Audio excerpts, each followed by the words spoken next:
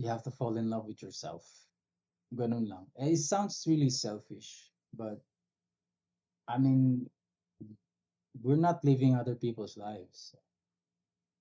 Ito yung buhay natin. Like, in your journey, if it's not really centered upon you, if you're always worried about other people, I mean, it's not that it's not good to worry about other people. It's nice to be worried about other people. It means you care about them. But um, you should always never forget about yourself as well. Kasi you always have to position yourself na yung position na saan ka ngayon, it's beneficial for you.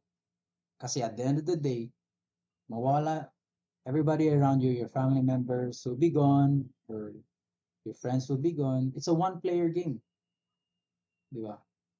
You have to take care of yourself first in order to take care of other people.